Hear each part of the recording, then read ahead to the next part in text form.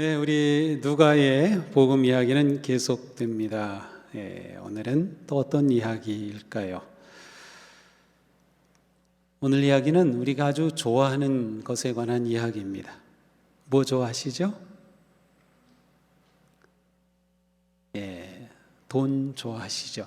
돈 이야기입니다. 돈 이야기. 어느 날 예수님을 찾아서 한 남자가 오더니 엉뚱한 질문을 요청을 합니다. 선생님, 내 형더러 유산을 나누어 가지라고 말씀해 주십시오. 이때에도 이게 유산 분쟁이 있었던 것 같아요. 아마 형이 그냥 동생 안 주고 다 가져간 것 같습니다. 그래서 형 보고 좀 나누라고 해주세요. 사실 여기에는 형이라고 되어 있지만 원문상으로는 그냥 형제입니다. 형일 수도 있고 동생일 수도 있는데 예수님께 이렇게 요청을 하는 겁니다. 예수님께서 뭐라고 대답하시는가 하면, 이 사람아, 내가 너희 재판관이나 재산 나누는 사람인 줄 아느냐? 예수님이 좀 약간 역정을 내신 것 같이, 야, 내가 그런 거 하려고 온 줄 아느냐? 이렇게 말씀하셔요. 자, 그런데 예수님께서 한 사람이 찾아와서 요청을 했는데 내가 너희 재판관이라고 복수로 말씀하셔요. 그러니까 예수님의 이 말씀은 이 한 사람에게만 주는 말씀이 아니고 우리 모두에게, 그날 모여있던 모든 제자들과 무리들에게 주시는 말씀이었습니다. 예수님이 이어서 말씀하시죠? 같이 읽어볼까요? 너희는 명심하여 온갖 욕심을 멀리하여라. 재산이 차고 넘치더라도 사람의 생명이 재산에 달려있지 않다. 한 사람이 찾아와서 요청한 이야기를 가지고 예수님은 이제 재물에 관한, 그보다 더 중요한 생명에 관한 말씀을 전해 주십니다. 이 생명이라고 하는 단어 대신에 다른 것을 넣어도 동일한 의미를 가집니다. 재산이 차고 넘치더라도 사람의 생명이 재산에 달려있지 않다. 재물로 생명을 얻을 수 없다? 참된 생명과 인생의 가치는 재물로 결정되는 게 아니다 라는 말씀이죠. 이어서 한 부자 이야기를 들려주십니다. 아주 넓은 농지를 가진 부자가 있었던 것 같습니다. 그런데 어느 해 풍년이 들었습니다. 얼마나 풍년이 들었는지 그야말로 대박 났습니다. 소출이 얼마나 많은지 고민이 생겼습니다. 이 많은 곡식을 쌓아둘 곳이 없으니 어떻게 할까? 이런 고민 한번 해봤으면 좋겠죠. 이 많은 소출을 어떻게 하지? 고민하다가 좋은 방법을 찾았습니다. 내 곳간을 헐고서 더 크게 짓고 내 곡식과 물건들을 다 거기에다 쌓아둬야지. 그리고서 자기 자신에게 말합니다. 같이 읽어보겠습니다. 영혼아, 많은 재산을 쌓아두었으니 너는 이제 몇 년 동안 걱정할 것 없다. 그러니 실컷 쉬고 먹고 마시며 즐겨라. 우리도 한번 이렇게 해보고 싶지 않으세요? 돈 걱정 안 하고 좀 많이 좀 돈이 쌓여서 정말 쉬면서 실컷 먹고 즐기며 살고 싶은 마음, 우리에게 다 사실 있습니다. 그런데 순간 하나님이 말씀하십니다. 어리석은 사람아, 오늘 밤에 내 영혼을 도로 찾아가면 내가 지금까지 쌓아둔 것이 누구의 것이 되겠느냐. 자, 여기에서 초점은 하나님께서 이 사람에 대해 내리신 결론 평가입니다. 뭐라고 부릅니까? 어리석은 사람아, 어리석은 사람아. 하나님 보시기에 이 부자는 가치 없는 인생을 살았습니다. 잘못 살았어요. 어리석게 살았습니다. 도대체 뭐가 문제죠? 농사 지은 게 문제일까요? 열심히 일해서 번 것이 문제일까요? 풍년이 들어서 재산이 많아진 것이 문제일까요? 곡식을 보관하기 위해 창고를 크게 늘린 것이 문제일까요? 그동안 열심히 일하느라 고생했으니 이젠 쉬면서 잘 먹고 인생을 즐기며 살아야지 라고 한 생각이 문제였을까요? 내가 그 부자였다면 어떻게 했을까요? 글쎄요, 저도 생각해 봤는데 이 부자하고 그렇게 다르지 않았을 것 같습니다. 그러나 하나님께서는 이 부자를 어리석다고 하셨으니까 우리는 이 부자의 문제가 무엇인지를 알아야 합니다. 그래야 지혜로운 인생을, 가치 있는 인생을 살 수 있기 때문이죠. 키르케고르라고 하는 분은 이런 말을 했어요. 누군가 어떤 사람인가를 알고 싶다면 세 가지를 물어보면 된다. 첫째, 이 사람이 무엇을 사랑하는가? 둘째, 이 사람은 무엇에 관심이 있는가? 셋째, 이 사람은 무엇을 소망하는가? 이것으로 사람을 다 알 수는 없겠지만 누군가가 사랑하는 게 무엇인지, 관심이 무엇에 있는지, 무엇을 소망하는지를 안다면 그 사람이 이런 사람이겠다, 그림은 잡을 수 있을 것 같아요. 자, 오늘 본문에서 유독 반복되는 단어가 있습니다. 바로 내가라는 단어입니다. 17절에서 19절 세 절에 걸쳐서 6번이나 반복됩니다. 영어 성경에서는 영어는 특별히 주어, 동사이기 분명하니까 우리말에는 주어가 종종 빠져도 상관이 없어요. 그런데 주어가 분명하다 보니까 9번이나 나옵니다. 내가, 나의, 이러한 표현이 말이죠. 그러니까 지금 이 부자는 아주 심각하게 자기중심과 이기심에 빠져 있습니다. 부자의 생각에는 온통 자기 자신밖에 없습니다. 자기가 모든 것의 중심입니다. 모든 것은 다 자기가 한 일이고 모든 것은 다 자기를 위한 것이고 모든 판단 기준은 다 자신입니다. 자기중심적인 이 사람에게서 감사를 찾아볼 수 없습니다. 이 부자 이야기를 처음 우리가 읽으면서 아니면 들으면서 이렇게 엄청난 소출이 났는데 적어도 우리 같으면 하나님 감사합니다, 그렇게 하지 않을까요? 그런데 이 사람은 전혀 감사의 마음은 없었던 것 같습니다. 자기가 일 잘했고 자기가 잘났고 그래서 풍년이 왔다고 생각하고 그래서 수입이 늘었으니까 이것은 다 자기 거라고 생각했죠. 하나님께 감사할 줄 몰랐어요. 그가 염려한 것이 있다면, 관심 가진 것이 있다면 어떻게 이 많은 것을 처리할까 였어요. 그리고 그 방법으로 곳간을 더 크게 짓는 것이었습니다. 감사하는 마음이 없었기 때문에 하나님의 곳간에는 아무런 관심이 없었어요.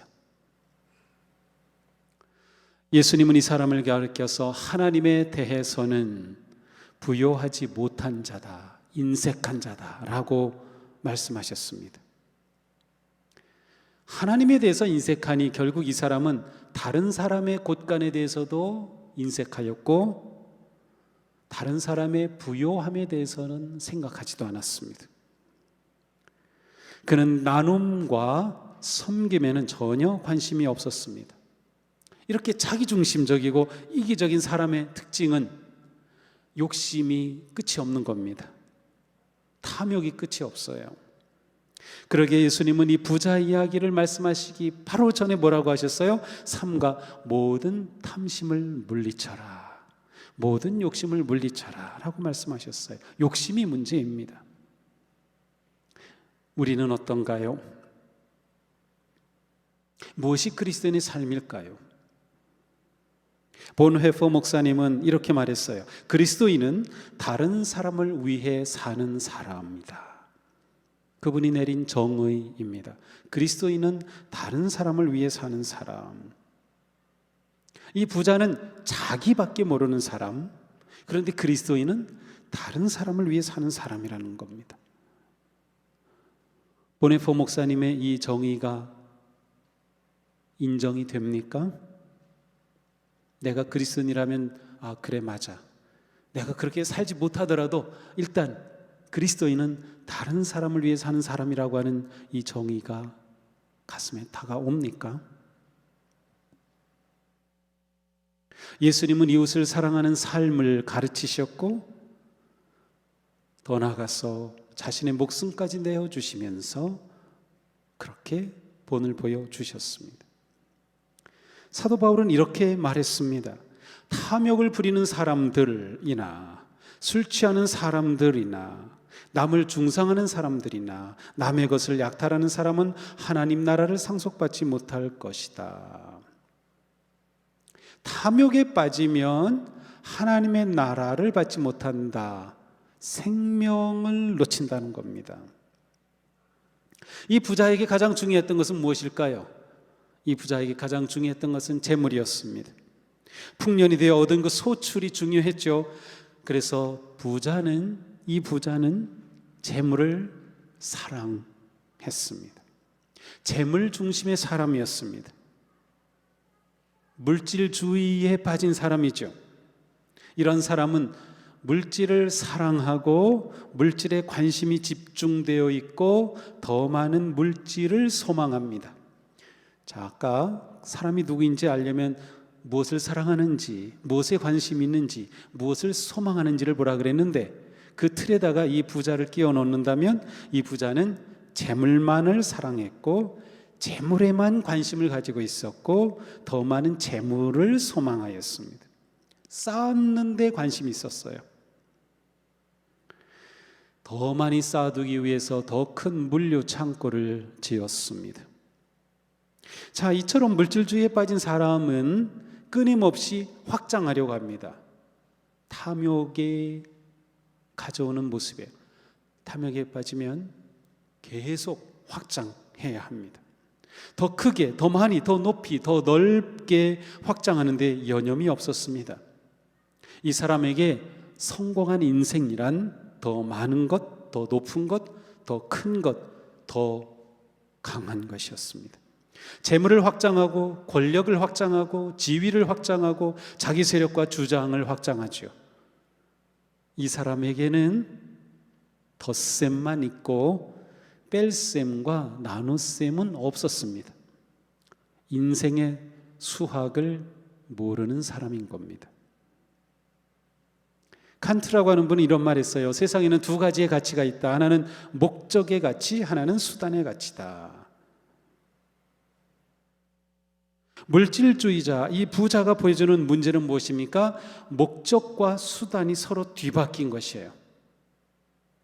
사람이 목적이 되고 재물은 수단이 되어야 하는데 재물이 목적이 되었어요. 그러니까 사람은 수단으로 전락합니다. 사람을 사랑해야 되는데 뒤바뀌니까 재물을 사랑합니다. 재물을 사용해야 하는데 뒤바뀌니까 사람을 이용합니다.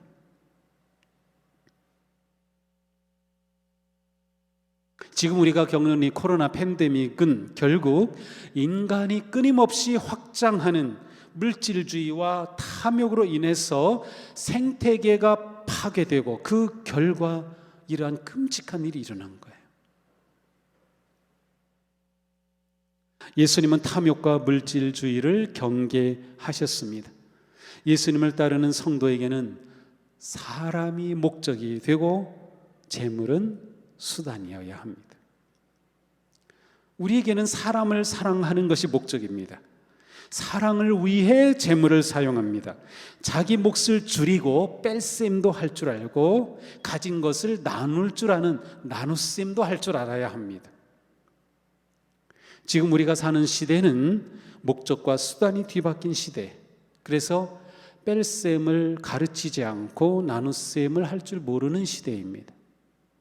인생 수학을 잘못 가르치고 있습니다. 목적이 흔들리고 가치와 진리가 흔들리는 혼돈의 시대입니다. 코로나 팬데믹 이후에 새로운 표준, 뉴 노멀이 온다 계속 그렇게 얘기하죠. 그런데 팬데믹이 끝나는 것이 문제가 아니라 그 새로운 표준이 어떤 표준이냐가 중요합니다. 목적 가치와 수단 가치가 제대로 제자리를 찾아가느냐, 그러한 표준을 세우느냐, 그것이 중요한 거예요.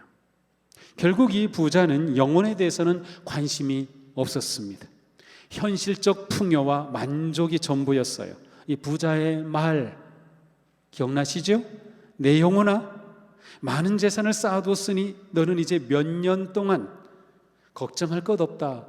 내 노후는 걱정할 것 없다. 그러니 실컷 먹고 쉬고 마시며 즐겨라. 이 독백에는 그의 인생관이 담겨져 있습니다.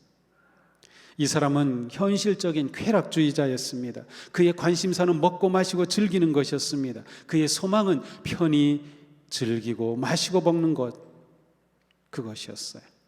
자, 그런데 이 부자가 모르는 게 있었어요. 이 부자는 그의 내일을 몰랐습니다.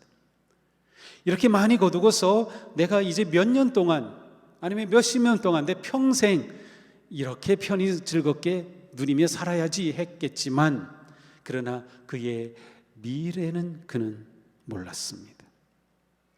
그의 미래가, 그의 내일이 넉넉한 재물의 축적으로 보장된다고 잘못 믿었습니다. 인생은 안개와 같다는 것을 그는 몰랐습니다. 쾌락을 추구하는 데만 마음을 쏟고 보이는 것에만 마음을 뒀을 뿐, 영생에 대한 무지, 영적인 거룩한 삶에 대한 무지함에 빠져 있었습니다. 그는 자기에게 말하면서 내 영혼아 라고 이렇게 말했죠. 영혼이라는 단어는 목숨이라는 뜻, 생명이라는 단어이기도 합니다. 예수님은 사람의 생명이 그 소유의 넉넉한 데 있지 않다고 하셨어요. 그런데 이 사람은 거꾸로 자신의 생명이 넉넉한 데 있다고 잘못 믿었어요. 어리석었죠. 부자는 재물로는 생명을 살 수 없음을 몰랐습니다. 재물로는 생명을 보장할 수 없음도 몰랐습니다. 재물을 바르게 사용하면 그것이 생명이 될 수 있다는 것도 몰랐어요. 지난주에 우리가 보았던 선한 사마리아 사람, 그 사람에게 있어서 재물은 생명이 되는 재물이었어요. 그런데 오늘 우리가 보는 부자는 그 재물이 생명과는 무관한 재물이었습니다. 같은 재물이어도 자신의 한계를, 인생을 아는 사람과 모르는 사람에게 재물의 가치는 다릅니다. 영생을 아는 사람과 모르는 사람에게 재물의 쓸모도 다릅니다. 예수님이 하나님의 음성을 통해 말씀하시죠. 어리석은 사람아, 오늘 밤에 내 영혼을 내게서 도로 찾을 것이다.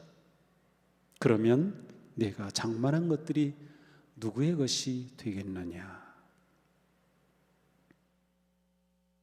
하나님은 내 영혼을 도로 찾는다고 말씀하셔요.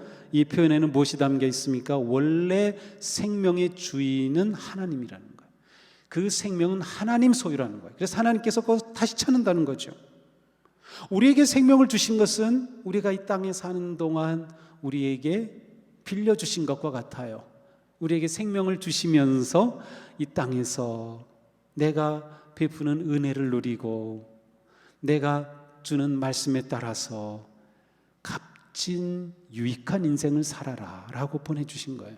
그런데 하나님께서 이 부자의 생명을 도로 찾으셔요.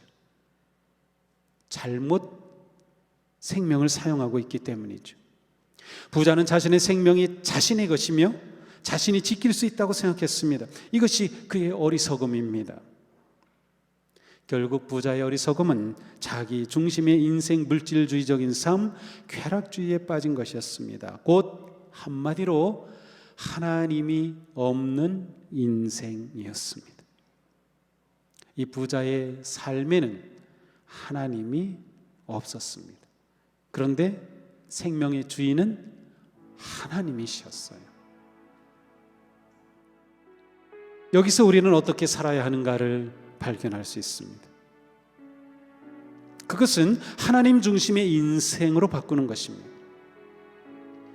자신의 인생의 주어를 하나님으로 바꾸는 것입니다. 내가라고 하던 것을 하나님께서 하나님이 하셨습니다. 하나님의 은혜입니다. 하나님의 사랑 때문입니다. 하나님을 위해서입니다. 하나님으로 바꾸는 것이에요. 하나님이 생명의 주인이심을 인정할 때 인생의 목적과 가치가 분명해집니다. 하나님이 인생의 주인이 되면 재물의 매인 인생에서 재물을 다스리는 인생이 됩니다. 심지어는 재물을 끌어가는 인생이 될 수 있어요. 탐욕에 빠진 인생에서 사명에 헌신한 인생이 될 수 있습니다.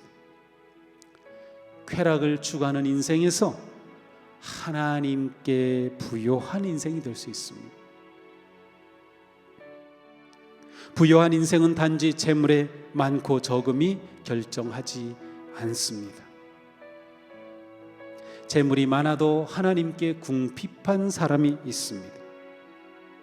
재물이 적어도 하나님께 부요한 인생이 있습니다. 재물이 많으면서도 또한 하나님께도 부요한 인생이 있습니다.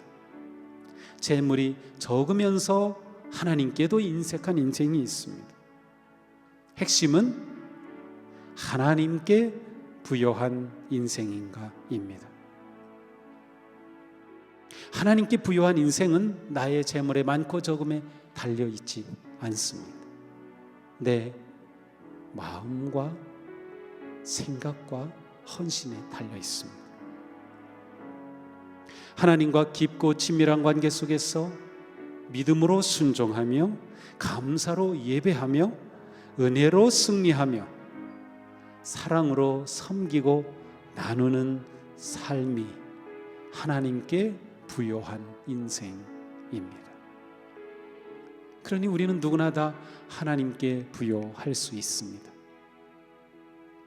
사실 제가 설교를 준비하면서 지금 이곳에서 말씀을 듣는 성도님들 가운데 부자와 같은 사람이 있을까 하는 생각이 많이 들었습니다. 사실 우리 많이 어렵죠. 경제적으로도 많이 어려워요.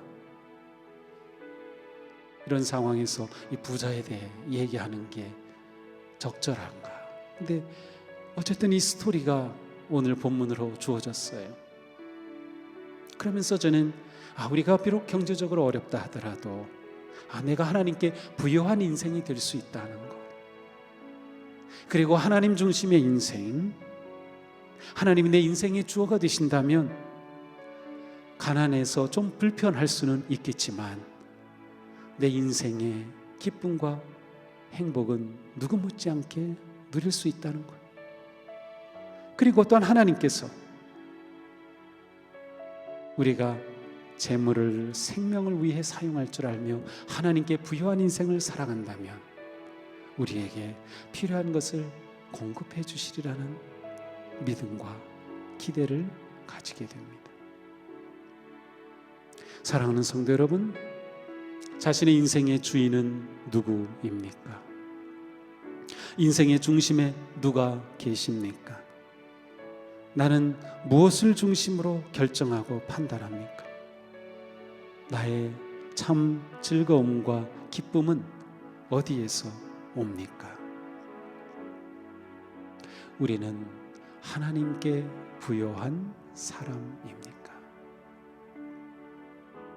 이번 사순절 동안 기도와 금식과 섬김의 삶으로 우리의 욕심을 비우고 주님의 은총과 평화로 채워지기를 축복합니다. 특별히 이번 사순절 기간 동안 우리는 환경보존 탄소 금식 캠페인을 진행합니다. 우리 스스로 절제하며 하나님이 주신 자연과 생태계를 회복하고 살리는 것, 그것이 코로나 상황 가운데서 우리가 할 수 있는 선하고 좋은 착한 일이라고 생각을 합니다. 그리고 그렇게 사는 삶은 이 부자와는 다른 인생의 가치로 사는 것입니다. 주님은 말씀하십니다. 사람의 생명이 그 소유의 넉넉한 데 있지 아니하니라. 하나님께 부요한 인생이 되기를 축복합니다.